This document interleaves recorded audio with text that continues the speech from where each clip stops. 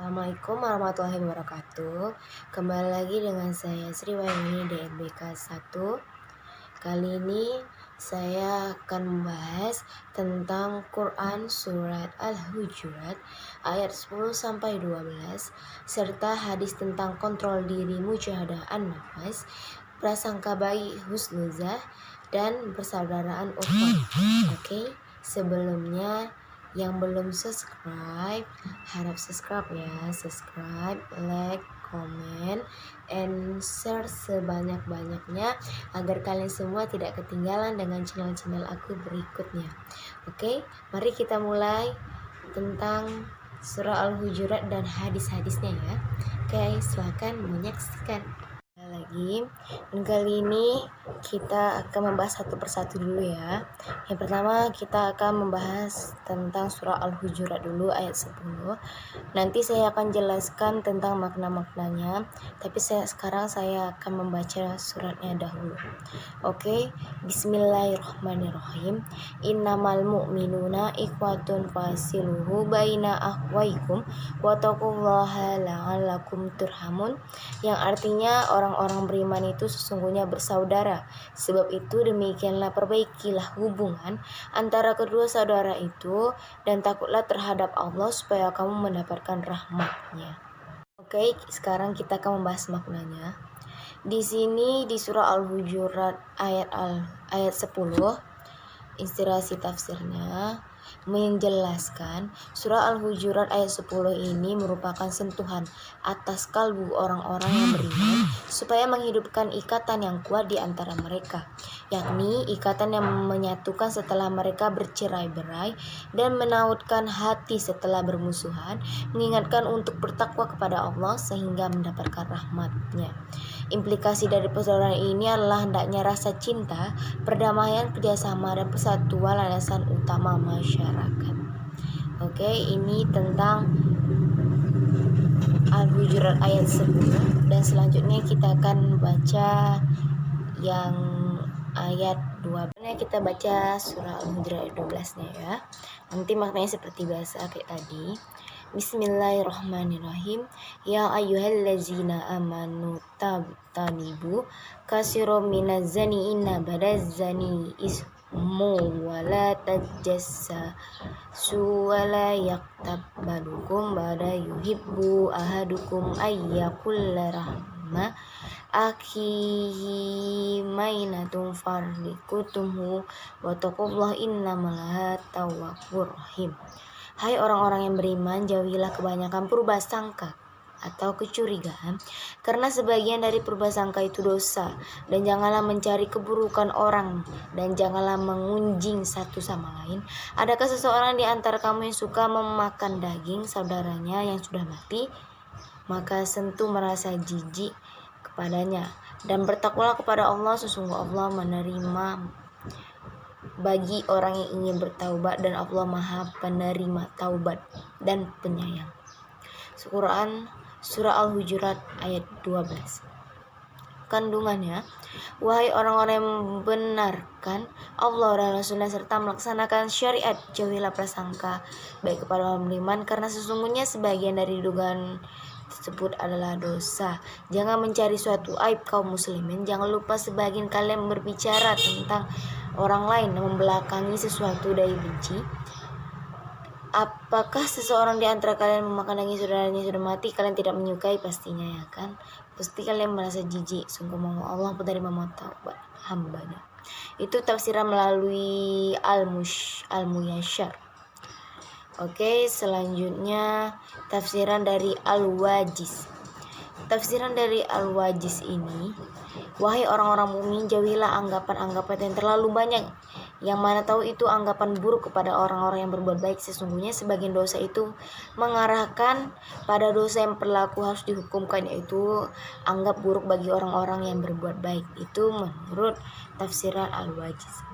Oke, sekarang tentang surah Al-Hujurat udah. Sekarang kita membahas tentang 3 hadis tadi. Sebenarnya ini kan juga berhubungan dengan surah Al-Hujurat. Jadi saya baca yang singkat-singkatnya aja yang sudah saya ringkas. Jadi semuanya saya jadikan jadi satu. Oke, selanjutnya hadis. Kali ini kita selanjutnya membahas tentang hadis pengendalian diri atau mujahadah nifas. Dan kali ini saya akan baca artinya saja ya. Dan latinnya dan ayatnya kita tidak usah, kita baca artinya aja supaya bisa paham. Oke, yang pertama pengendalian diri atau mujahadah nifas, yang artinya orang yang perkasa bukanlah orang yang menang dalam kelahian, tetapi orang yang perkasa adalah orang yang mengendalikan dirinya ketika sedang marah. Itu dari hadis Bukhari dan Muslimin. Dan hadis tentang prasangka baik kepada orang lain merupakan hal-hal yang mudah susah. Apalagi ketika berkumpul dengan teman-teman, biasanya kita membahas diri orang lain atau menggibah. Itu biasa sering dilakukan ya orang yang sedang ngumpul-ngumpul gitu. Yang seakan-akan diri kita itu yang paling benar. Maka hadis prasangka baik ini memberitahu kepada kita untuk senantiasa berprasangka baik kepada orang lain. Itu bagi yang sering gosip-gosip atau menggibah, hati-hati ya. Oke, saya akan bacakan artinya. Yang pertama yaitu jauhkanlah dirimu dari prasangka buruk, karena sesungguhnya prasangka itu adalah perkataan yang paling dusta. Dari Haji Bukhari ya. Yang ketiga tentang persaudaraan. Manusia adalah makhluk sosial yang dimana kita pasti membutuhkan orang lain. Gak mungkin hidup sendiri ya kan gak mungkin. Oke. Dan persaudaraan kunci dari kehidupan di dunia ini. Jika kita mempunyai banyak saudara, bukankah kita banyak yang menolong jika mengalami kesusahan? Setuju gak? Setuju lah pasti ya kan. Berikut hadis yang menuntut kita dalam persaudaraan yang lebih baik lagi, diriwayatkan dalam Nu'man bin Bashir. Oke, yang bahwa Rasulullah bersabda, perumpamaan orang-orang mukmin dalam saling mencintai, saling mengasihi, saling menyayangi seperti satu tubuh. Apabila satu orang tubuh merasa sakit, akan menjalar ke semua organ tubuh yang tidak dapat tidur dan merasa demam. Haji Muslimin. Oke, itu.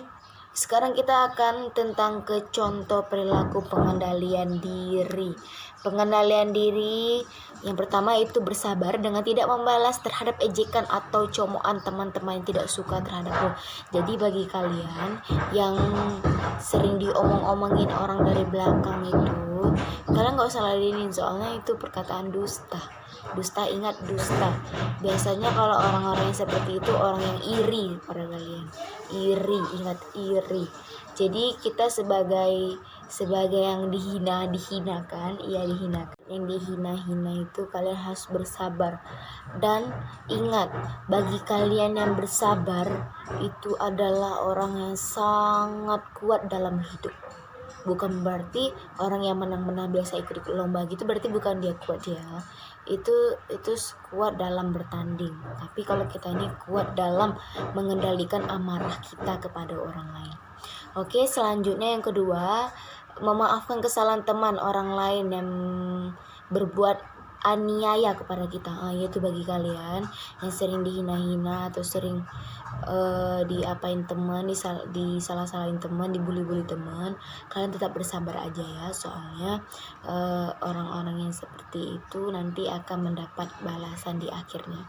Oke. Yang ketiga yaitu ikhlas terhadap segala bentuk cobaan dan musibah yang menimpa dengan terus berupaya memperbaiki diri dan lingkungan. Ia kepada kalian yang ikhlas terhadap segala cobaan. Jadi kalian harus bersyukur terhadap kehidupan yang kalian miliki dan kalian harus tetap bersabar dalam cobaan karena hidup ini memang ujian ya bagi kita semua, ujian. Bukan ujian belajar, ujian. Ujiannya itu maksudnya Tuhan itu memberikan kita pelajaran agar kita dapat mengendalikan diri kita, agar kita dapat memahami orang lain dan dapat memberikan motivasi, dan sebagian juga orang itu dapat memberikan motivasi juga kepada kita.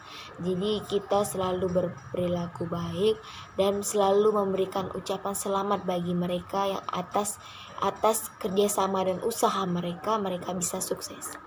Oke, yang kedua, menerima dan menghargai pendapat orang lain. Jadi dalam kita musyawarah itu kita harus selalu baik ya. Kita tuh selalu harus mengikuti pendapat orang lain juga, tapi nggak mungkin juga kalau pendapat itu salah kita ikutkan juga, nggak mungkin ya. Yang ketiga, memberikan sumbangan sesuai kemampuan. Jadi apabila ada yang kena musibah atau sedang pendirian masjid apa segala macam, kita harus memberi sumbangan, karena rezeki itu tidak akan habis apabila kita menyumbang. Ingat ya, karena malah menyumbang itu dapat membuat rezeki kita bertambah dan dapat menarik rezeki itu kepada kita. Jadi kalian harus rajin-rajin sumbang, tapi bukan berarti sumbang itu harus dipamer-pamerkan ya. Dia tuh sesuai kemampuan kita saja. Oke, selanjutnya berperilaku persaudaraan. 1. Menjenguk, mendoakan, membantu teman orang lain yang sedang sakit. Bagi kalian teman-teman yang sedang sakit, yang sedang kena musibah, bagi tetangga kalian juga yang kena musibah, kalian itu seharusnya menjenguk juga berarti kita tuh seperti menghargai orang lain, menghargai sebagai rasa duka kita kepada mereka.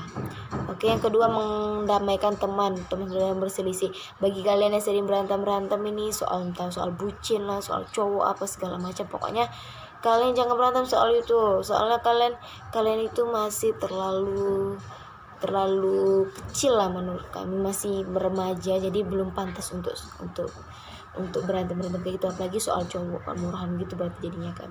Oke, kita harus mendamaikan. Jadi kalau ada teman-teman yang berselisih gitu, kita harus mendamaikan dia agar dia tidak terlalu melonjak sampai ke atas. Oke, itu tentang ketiganya.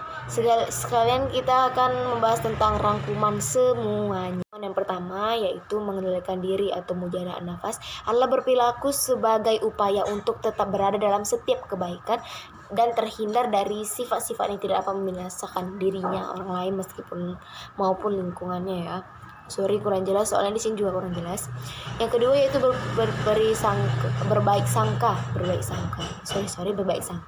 Husnuzan adalah sifat di mana orang lain dipandang sebagai sesuatu yang baik dan harus berperilaku dengan baik, kecuali jika ia tahu fakta bahwa orang lain harus waspada dan peringati. Dalam surah Al-Hujurat ayat 10 kita diperintahkan oleh Allah agar senantiasa menjaga, menciptakan perdamaian, memberikan nasihat kebaikan, perdamaian, perselisihan saudara dengan saudara yang lain. Oke, dalam surah Al-Hujurat ayat 12 dijelaskan hunuzan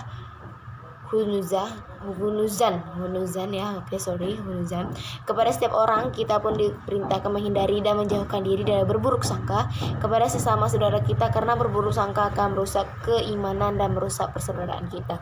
Oke, demikian itu soal tentang surah Al-Hujurat dan tentang hadis-hadisnya.